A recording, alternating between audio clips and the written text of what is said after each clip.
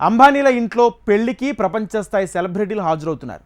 దేశంలోని అనేక మంది రాజకీయ నాయకులు కూడా వచ్చేశారు. వారింట్లో పెళ్లిగానే భావిస్తున్నారు. మరి what about Modi and what about Gandhi families? Anant రాధికల పెళ్లికి ప్రధాని మోడీ ప్లాన్ చేసుకున్న విపక్ష నేతగా ఉన్న రాహుల్ కానీ ఏఐసీసీ అధినేత్ర సోనియా కానీ వెళ్ళకూడదని నిర్ణయించుకున్నారట. సోనియా ఇంటికి వెళ్ళి అంబానీ స్వయంగా ఆహ్వానించినా వారు వెళ్ళకూడదని ఎందుకు అనుకున్నారు?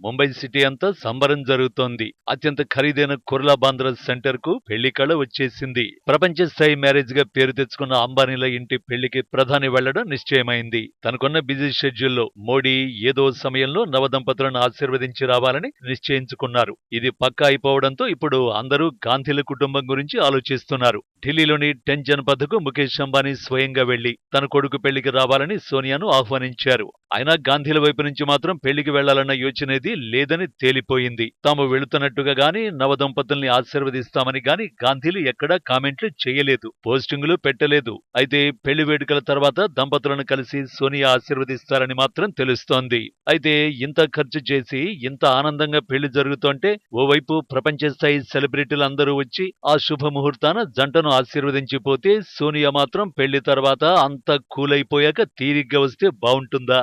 ఇది చర్చ నెట్టింట చక్కర్లు కొడుతోంది. ఈ క్రమంలో అసలు అంబానీల ఇంటి పెళ్లికి గాంధీలు వెళ్లకపోవడానికి దారితీసిన పరిణామాలు ఏంటి అనే చర్చకు దారితీసింది. మామూలుగా అయితే సోనియా వయస్సు, ఆరోగ్య పరిస్థితుల కారణంగా ఆమె వెళ్లకపోవడాన్ని ఎవరూ తప్పుబట్టే ఆస్కారం లేదు. కానీ రాహుల్ మాత్రం తప్పకుండా వెళ్లాలని ఎవరైనా భావిస్తారు. కానీ అలాంటి ప్రోగ్రాం ఇది రాహుల్ వైపు నుంచి లేదంటున్నారు సన్నిహితులు. ఇదే అంశం ఇప్పుడు రాజకీయంగా చర్చకు దారితీస్తోంది. అంబానీ కుమారుడి పెళ్లికి అనేక రాష్ట్రాల ముఖ్యమంత్రులు, పశ్చిమ బెంగాల్ నుంచి మమతా బెనర్జీ కూడా హాజరయ్యారు. బీజేపీ నుంచి మోడీ, అమిత్ షా వంటి వారు అటెండ్ అవుతున్నట్టు చెప్పారు. ఎన్డీ అలయన్స్ నుంచి కీలకమైన పార్టీ అగ్రనేతగా ఉన్న రాహుల్ ఎందుకు మొగ్గు చూపలేదు? నిజానికి అంబానీతో మోడీకి కుటుంబ స్నేహమేదీ లేదు. మోడీ ప్రధానిగా ఉన్నారు కాబట్టి అంబానీ మోడీని పిలిచారు. ఒకవేళ మోడీ ప్రధాని కాకుండా ఉంటే మోడీ హాజరు అనేది అనుమానాస్పదంగానే ఉండేది. కానీ గాంధీల కుటుంబం అలా కాదు. వారికి అంబానీలకు దశాబ్దాలుగా సత్సంబంధాలు ఉన్నాయి. ఒకరికి వ్యాపార ప్రయోజనాలు, మరొకరికి దేశ ఆర్థిక, రాజకీయ ప్రయోజనాలు. ఇలా ధీరుభాయ్ అంబానీ, మాజీ ప్రధాని ఇందిరాగాంధీ పరస్పరం అవగాహనతో దశాబ్దాలు కలిసి నడిచారు. ఆ సంప్రదాయం చూసుకున్నా దాన్ని కొనసాగించడం మోడీ కంటే గాంధీలకే ఎక్కువ అవసరం అనే అభిప్రాయాలు ఉన్నాయి. కానీ పరిస్థితులందుకు విరుద్ధంగా కనిపించడమే చర్చకు తావిస్తోంది. ఇటీవల జరిగిన పార్లమెంటు ఎన్నికల్లోనే కాక కొంతకాలంగా రాహుల్ గాని, కాంగ్రెస్ సీనియర్ లీడర్లు కానీ దేశంలోని ప్రముఖ వ్యాపారవేత్తలపై, వ్యాపార సంస్థలపై తీవ్రమైన కామెంట్లు చేస్తున్నారు. ప్రధాని మోడీ దేశ సంపదంతా కేవలం 2-3 వ్యాపారవేత్తలకి దోచిపెడుతున్నారని, వారే అంబానీ, అదానీ అంటూ నోటికొచ్చిన కామెంట్లు చేశారు. పరిధికి మించి విమర్శలు గుప్పించేశారు. ఆ కారణాల వల్లే రాహుల్ గాంధీ పెళ్లికి హాజరు కారాదని నిర్ణయించుకున్నట్టు చెబుతున్నారు. అయితే రాహుల్ వైపు నుంచి ఎలాంటి రెస్పాన్స్ లేకపోయినా సోనియా మాత్రం పోస్ట్ వెడ్డింగ్ సెషన్లో ఏదో ఒక రోజు వెళ్లి దంపతుల్ని ఆశీర్వదిస్తారంటున్నారు. కానీ ఏది ఎలా ఉన్నా రాహుల్ మాత్రం ఖచ్చితంగా హాజరు కావాలని సామాన్య కార్యకర్తలు సైతం కోరుకోవడం విశేషం. ఎందుకంటే ప్రభుత్వాలు మారిపోతాయి, వ్యక్తులు మారిపోతారు. కానీ పార్టీలు, అందులోనూ జాతీయ పార్టీలు, దిగ్గజ వ్యాపార సంస్థలు శాశ్వతాలు. వ్యక్తులుగా చేసుకునే విమర్శలు వ్యవస్థల మీద, ప్రభుత్వాల మీద పడకుండా చూడాల్సిన బాధ్యత ఆయా వ్యవస్థల అధిపతుల మీదే ఉందంటున్నారు. ఒకప్పుడు ధీరుభాయ్ అంబానీకి ఆనాటి ప్రధాని ఇందిరాగాంధీతో చక్కటి సంబంధాలు ఉండేవి. దిగువ స్థాయి నుంచి వచ్చి ఎదిగిన వ్యక్తిగా ధీరుభాయ్ అంబానీ దేశ ఆర్థిక రంగంలో కీలకమైన వ్యక్తిగా అవతరించారు. దేశ ఆర్థిక వ్యవస్థ ఎదుగుదలకు ఇందిరాగాంధీ తీసుకున్న అనేక నిర్ణయాలను ధీరుభాయ్ అప్పట్లో మనస్ఫూర్తిగా స్వాగతించారు. అలాంటి నేపథ్యం ఉన్న కాంగ్రెస్ పార్టీ సంప్రదాయాన్ని రాహుల్ గుర్తుంచుకుంటే బాగుంటుందన్న సూచనలు వినిపిస్తున్నాయి. ఇందిరాగాంధీ ప్రధానిగా ఉన్న 1966 నుంచి 1984 వరకు ఆమెతో ధీరుభాయ్ సంబంధాలు మిశ్రమంగా ఉండేవంటారు ఆనాటి అనుభవజ్ఞులు. కాంగ్రెస్, అంబానీ మధ్య సంబంధాలు వ్యాపారాత్మకంగానే కాక ఇతర వేరువేరు కోణాల్లోనూ ఉండేవి.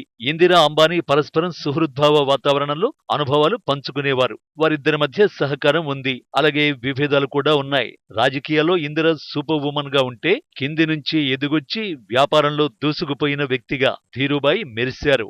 ఇందిర హయాంలో అప్పటి ప్రభుత్వ ఆర్థిక విధానాలు సరళీకృత విధానాల దిశగా అడుగులు వేస్తున్న దృష్ట్యా వారిద్దరికీ ఒకరి అవసరం ఒకరికి బాగా ఉండేదని అంటారు. ఇందిరాగాంధీ ప్రైవేట్ సెక్టార్ ను ఎంకరేజ్ చేస్తున్న కాలం అది. ఆ అవకాశాన్ని ధీరుభాయ్ చక్కగా ఉపయోగించుకున్నారు. ఇండస్ట్రీస్ ను టాప్ లెవెల్ కంపెనీగా తీర్చిదిద్దుకున్నారు. రిలయన్స్ వ్యాపార సామ్రాజ్యాన్ని విస్తరించే క్రమంలో ప్రభుత్వం నుంచి లైసెన్సులు త్వరగా క్లియర్ అయిపోవడం అంబానీకి కలిసొచ్చింది.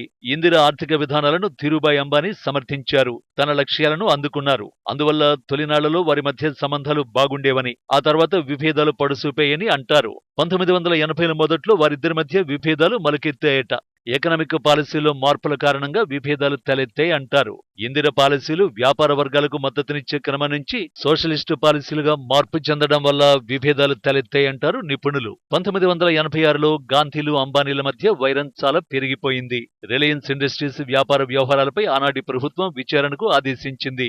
విచారణ ఆగిపోయింది, కానీ రిలయన్స్ ను బాగా డ్యామేజ్ చేసింది. ఆ విధంగా ఇందిరతో అంబానీ రిలేషన్ కట్ అయిపోయింది. ఇందిర హత్య తర్వాత రాజీవ్ ప్రభుత్వం ఏర్పడ్డాక ఆయనతో మరింత జాగ్రత్తగా మసలుకోవలసి వచ్చిందట ధీరుభాయ్ అంబానీకి.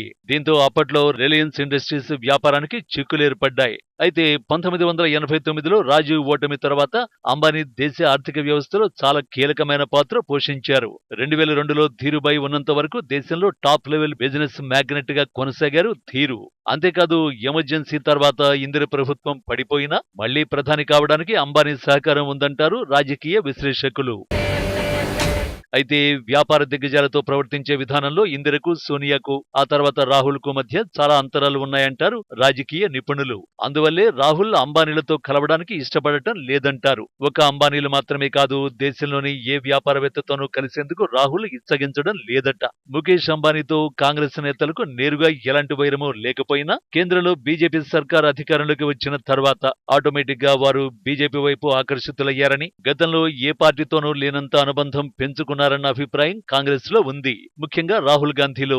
అయితే ప్రభుత్వాలతో వ్యాపారవేత్తల సంబంధాలు వ్యాపారం వరకే ఉంటాయని, వ్యక్తిగతంగా ఇలాంటి వైరుధ్యాలకు తావు లేదని, ఒకవేళ ప్రభుత్వంలో ఉన్న వారితో సఖ్యంగా ఉంటే అది వ్యాపారం ఎదుగుదలకే తప్ప అందులో ఎలాంటి పర్సనల్ ఇంట్రెస్ట్లు ఉండవంటున్నారు. ఈ విషయంలో రిలయన్స్ నుంచి కాంగ్రెస్ కు తెరచాటు చర్చలు కూడా జరిగినట్లు నిపుణులు చెబుతారు. ఆ విషయంలో గాంధీలకు రిలయన్స్ టాప్ మేనేజర్స్ క్లారిటీ ఇచ్చినా రాహుల్ మాత్రం కన్విన్స్ కాలేదంటున్నారు. ఈ క్రమంలో అంబానీల ఇంటి పెళ్లికి హాజరైన రాజకీయ నాయకులు, హాజరు కాని రాజకీయ నాయకులు అనే రెండు వర్గాలు తయారయ్యాయని చమత్కరిస్తున్నారు రాజకీయ నిపుణులు.